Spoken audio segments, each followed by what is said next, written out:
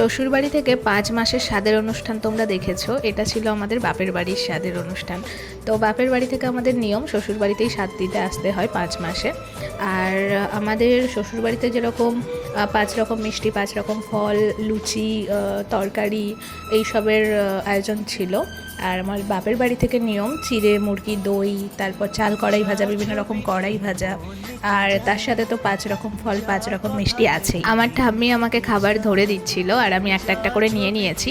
আর কোলের মধ্যে আমাদের পিতলের একটা গামলি রাখতে হয়। আর বাপের বাড়ি থেকে আমাকে একটা নাকছাবি দিয়েছে গিফট, আর এই স্বাদের জন্য দিতে হয়। আর 9 মাসের স্বাদ যেহেতু আমার আমেদাবাদে হবে, তো সেই জন্য দুই বাড়ি থেকেই একটু টুকটাক যতটা পেরেছে আয়োজন করেছে। রাজীব ছিল না, খুব ছোটোখাটো ঘরোয়া অনুষ্ঠানই হয়েছে।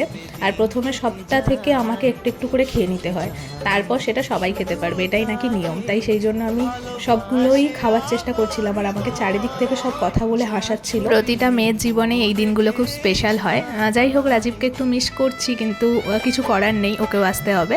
আর কাঁচা লঙ্কা খাওয়াচ্ছে দেখো আমাকে। আজকের এই স্পেশাল মুহূর্তটা আমি ফ্রেমবন্দি করে রাখার চেষ্টা করলাম, মানে ভিডিও করে রাখার চেষ্টা করলাম, যাতে ইন ফিউচার এই মেমোরিটা আমার ইউটিউব চ্যানেলে থেকে যায়। সত্যি একটা সন্তান পরিবারে কতটা খুশি নিয়ে আসে সেটা এই মুহূর্তটা না ক্যাপচার করলে বোঝা যেত না। সবাই খুব খুশি, আর সবাই ক্যামেরা দেখে একটু লজ্জা পাচ্ছে। আর দুপুরে ভাতের আয়োজন করা হয়েছিল, যেহেতু স্বাদের অনুষ্ঠানে মাংস করাটা শুভ নয়, এটা মানে পরিবার থেকে, সেই জন্য আজকে মাছের আইটেমই ছিল। মায়েদের গাড়ি ওয়েট করছিল, তাড়াহুড়ো করে বেরিয়ে গেছে খাওয়া দাওয়ার পর, তাই আর ক্লিপ নেওয়া হয়নি।